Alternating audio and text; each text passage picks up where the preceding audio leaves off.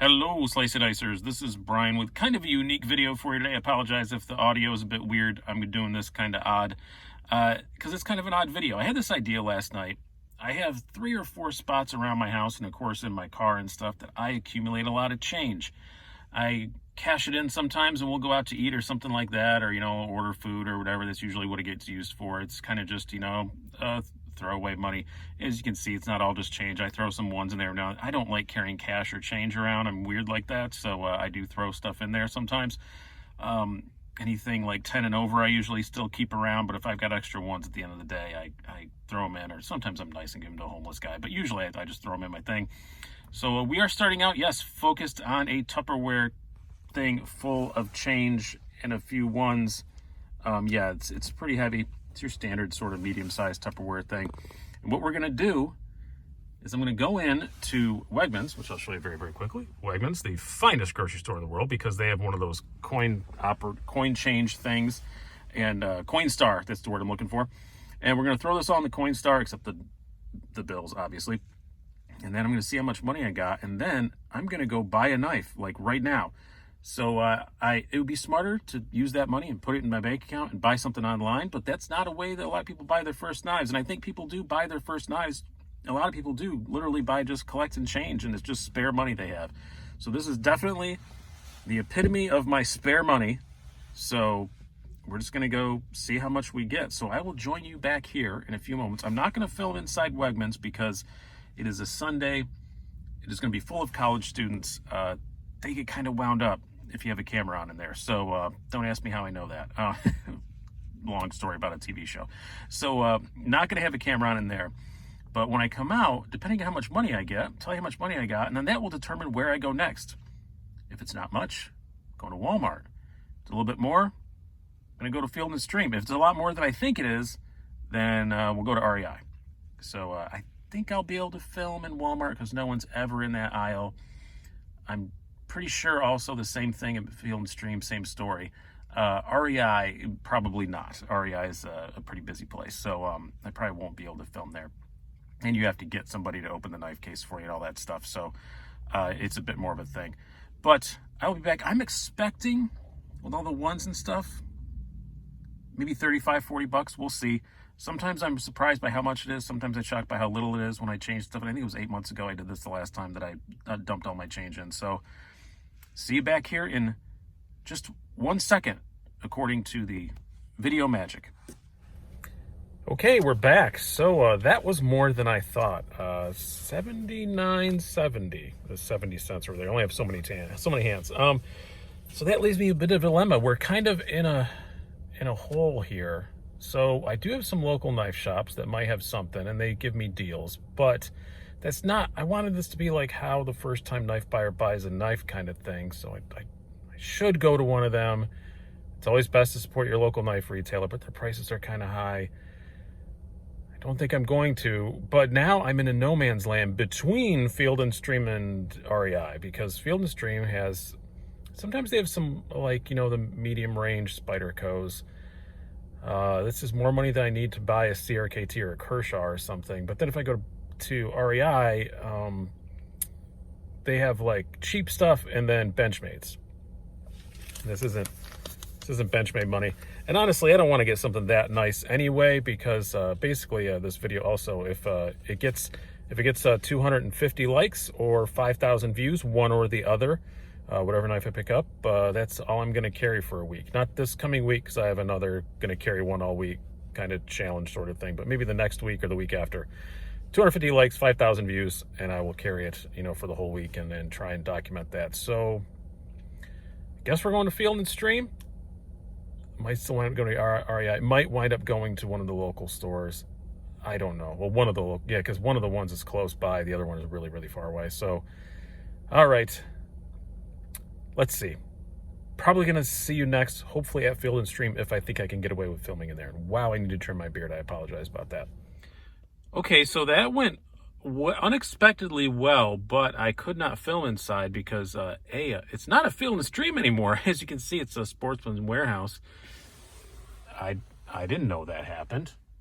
I had no idea that happened. So we don't have a Field and Stream anymore. It shows how often I go there. But they had a very good knife selection, but I could not film in there because they were blasting country music. And yes, I subjected myself to country music for you guys. And yeah, but they had a lot more than they used to have. A whole lot of Benchmates, a whole lot of Spydercos and stuff that were kind of out of my price range. I did not spend all my money. The closest thing to all my money was the Gerber Fastball, but I already did that. I think that is a pretty good thing that people would get for their first knife. They're used to the name and whatever. But I got one from the brand that was the brand of the first decent knife I bought for myself. And it was one I was curious about anyway. I actually got two. I got another one from this brand too, but I don't think it's typical of what a person buy for a first knife. But you'll see it coming up. But yeah, I got a CRKT Montosa for $49.99 plus tax. So I'll be able to go get go to Sizzler. We don't have a Sizzler, unfortunately, but yeah, it's got the purple and stuff on. I've been curious about this one anyway, so we will see it shortly. I'm going to stop this, and when it comes back, I will be at the tabletop, and we'll do a little first impressions of this. And like I said, 250 likes or 5,000 views, preferably the likes, and then I will carry this every day, as it says, for a week. Been curious about this one anyway. So Richard Rogers design, HCR 13, I believe. Does it say? Yeah.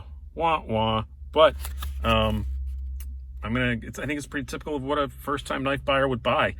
Something like if you walk into a store like Sportsman's Warehouse that I didn't even know it existed, or any of your other, Dick's Sporting Goods, places like that. Gander Mountain, I think, is where I got my first one.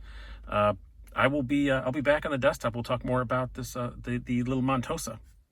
Okay, so here we are back at the house with the CRKT Montosa that I bought for the change laying around my house for $49.99. I will say I did some little price comparison before I started this. Yeah, it's what it costs everywhere. So Sportsman's Warehouse, pretty good prices on knives. So normally a lot of the big box places like your Field and Streams, your Gander Mountains, your Dick's Sporting Goods are usually just a few bucks higher for the budget stuff. This is that's what everybody else has it for, so that's cool to know. And this is, when you get them from a box store like this, it does come in the hanger packaging instead of in the usual box. So this is going to get destroyed. So whenever I do whatever I do with this, it ain't going to come with a box. And yeah, we have some stats back there. We'll get into all that. Let's get this thing open. You can just tear these open. Like I said, I did buy another CRKT at Sportsman's Warehouse while I was there, which you'll see at some point shortly. But and I just tore it open. But you know what? I'm a man of knives. I have one in my very pocket. This is what I was actually carrying today, the Spyderco Smock. So we're gonna cut it like the manly man that I am. Totally not. Now everybody will tell me I'm doing it wrong because that's the internet. But is this good for your knife when you could just tear it open? No, but I have it, so we're gonna do it. All right, that should be enough. Get this thing out of here. See if I can cut myself on plastic. That's always fun. It's actually not that sharp. It's not too bad. Did I get it enough? Hold on. Off-camera tearing is occurring.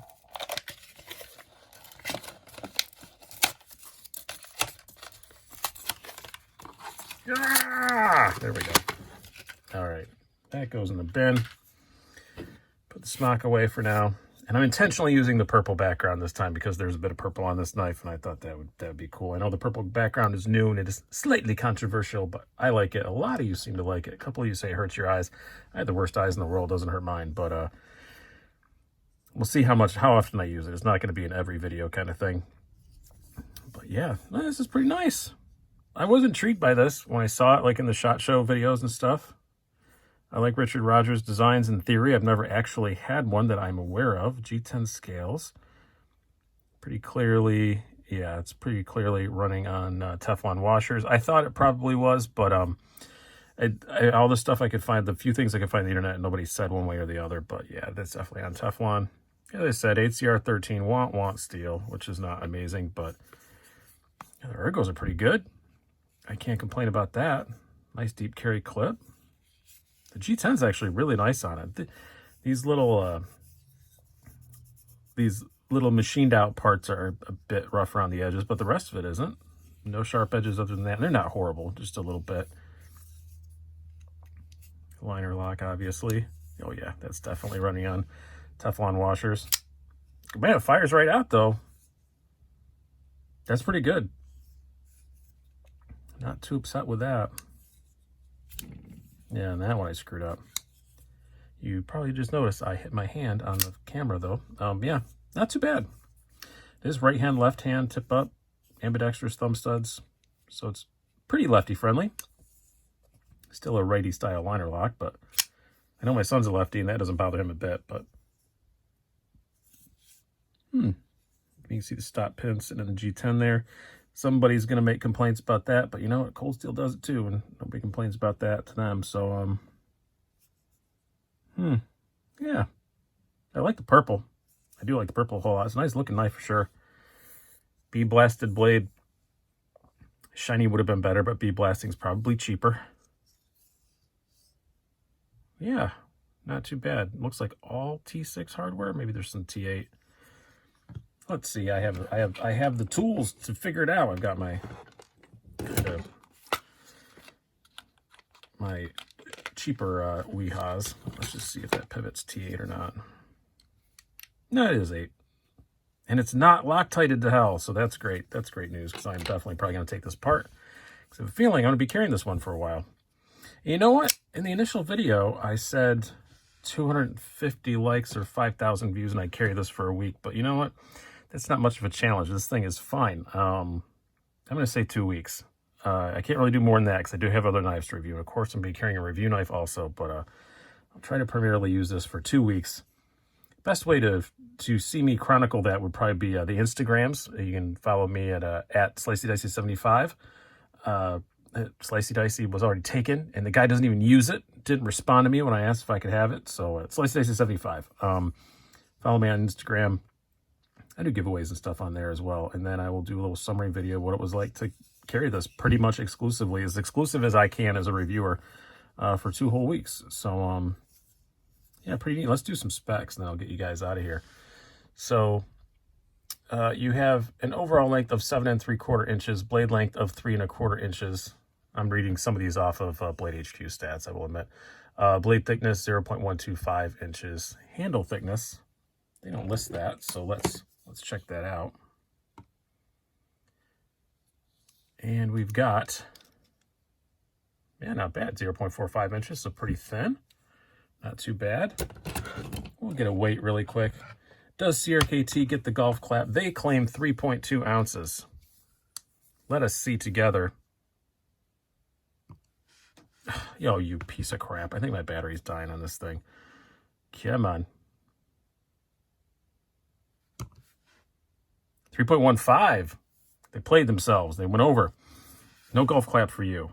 It's a good way not to get the golf clap, but still no golf clap for you. Yeah, but pretty neat. Do I have yield wranglers handy? I do not think I do. I just was rearranging some stuff in the office before this started. No, but we'll grab this towel here, and we'll do it that way, just to kind of show. There's going to be a little bit sticking out, but not too much. And yield pockets. You know, I'll do a full review of this. This is what's definitely worth doing the review. Has the recessed pocket screws. Really like it when people do that on deep carry clips. Makes them so much more effective. Yeah, so not much sticking out at all. It's got a little bit of purple that you can see if someone's trying to look down your pants, I guess. Stick it in my own pocket off camera here and see how, man, yeah, it goes in and out pretty, oh, that carries nice. That carries real good.